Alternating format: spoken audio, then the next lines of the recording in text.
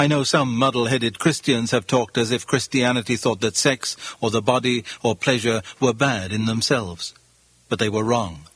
Christianity is almost the only one of the great religions which thoroughly approves of the body, which believes that matter is good, that God himself once took on a human body, that some kind of body is going to be given to us even in heaven, and is going to be an essential part of our happiness, our beauty, and our energy.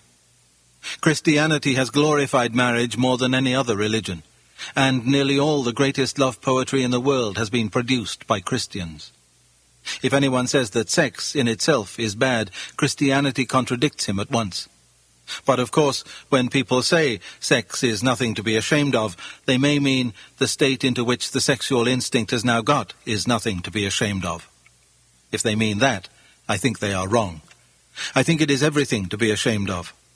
There is nothing to be ashamed of in enjoying your food. There would be everything to be ashamed of if half the world made food the main interest of their lives and spent their time looking at pictures of food and dribbling and smacking their lips. I do not say you and I are individually responsible for the present situation. Our ancestors have handed over to us organisms which are warped in this respect, and we grow up surrounded by propaganda in favor of unchastity. There are people who want to keep our sex instinct inflamed in order to make money out of us. Because, of course, a man with an obsession is a man who has very little sales resistance. God knows our situation. He will not judge us as if we had no difficulties to overcome. What matters is the sincerity and perseverance of our will to overcome them. Before we can be cured, we must want to be cured. Those who really wish for help will get it, but for many modern people even the wish is difficult. It is easy to think that we want something when we do not really want it. A famous Christian long ago told us that when he was a young man he prayed constantly for chastity. But years later he realized that while his lips had been saying, "O Lord, make me chaste," his heart had been secretly adding, "But please don't do it just yet." This may happen in prayers for other virtues too, but there are 3 reasons why it is now especially difficult for us to desire, let alone to achieve, complete chastity.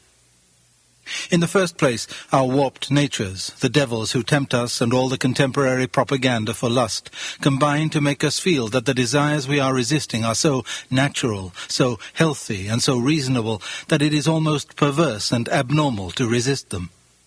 Poster after poster, film after film, novel after novel associate the idea of sexual indulgence with the ideas of health, normality, youth, frankness, and good humor. Now this association is a lie. Like all powerful lies, it is based on a truth. The truth, acknowledged above, that sex in itself, apart from the excesses and obsessions that have grown round it, is normal and healthy and all the rest of it. The lie consists in the suggestion that any sexual act to which you are tempted at the moment is also healthy and normal. Now this, on any conceivable view, and quite apart from Christianity, must be nonsense. Surrender to all our desires obviously leads to impotence, disease, jealousies, lies, concealment, and everything that is the reverse of health, good humor, and frankness. For any happiness, even in this world, quite a lot of restraint is going to be necessary. So the claim made by every desire when it is strong to be healthy and reasonable counts for nothing. Every sane and civilized man must have some set of principles by which he chooses to reject some of his desires and to permit others. One man does this on Christian principles, another on hygienic principles, another on sociological principles. The real conflict is not between Christianity and nature, but between Christian principle and other principles in the control of nature. For nature, in the sense of natural desire, will have to be controlled anyway, unless you are going to ruin your whole life.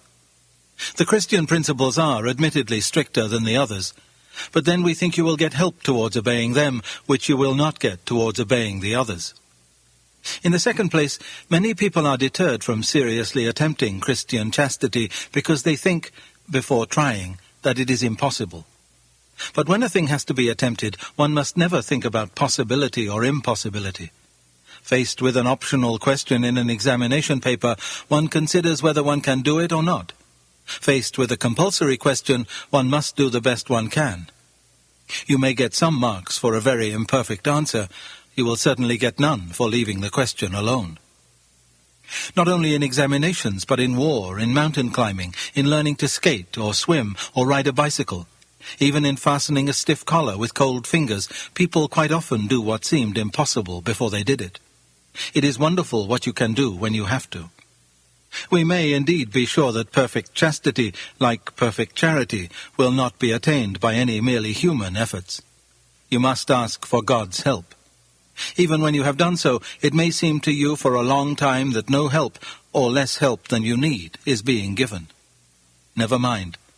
After each failure, ask forgiveness, pick yourself up, and try again. Very often what God first helps us towards is not the virtue itself, but just this power of always trying again. For however important chastity, or courage, or truthfulness, or any other virtue may be, this process trains us in habits of the soul which are more important still. It cures our illusions about ourselves and teaches us to depend on God. We learn, on the one hand, that we cannot trust ourselves even in our best moments, and, on the other, that we need not despair even in our worst, for our failures are forgiven. The only fatal thing is to sit down content with anything less than perfection. Thirdly, people often misunderstand what psychology teaches about repressions. It teaches us that repressed sex is dangerous. But repressed is here a technical term. It does not mean suppressed in the sense of denied or resisted.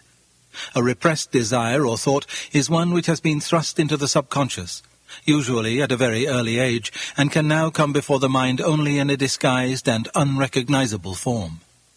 Repressed sexuality does not appear to the patient to be sexuality at all. When an adolescent or an adult is engaged in resisting a conscious desire, he is not dealing with a repression, nor is he in the least danger of creating a repression. On the contrary, those who are seriously attempting chastity are more conscious, and soon know a great deal more about their own sexuality than anyone else. They come to know their desires as Wellington knew Napoleon, or as Sherlock Holmes knew Moriarty, as a rat-catcher knows rats, or a plumber knows about leaky pipes. Virtue, even attempted virtue, brings light. Indulgence brings fog. Finally, though I have had to speak at some length about sex, I want to make it as clear as I possibly can that the center of Christian morality is not here. If anyone thinks that Christians regard unchastity as the supreme vice, he is quite wrong.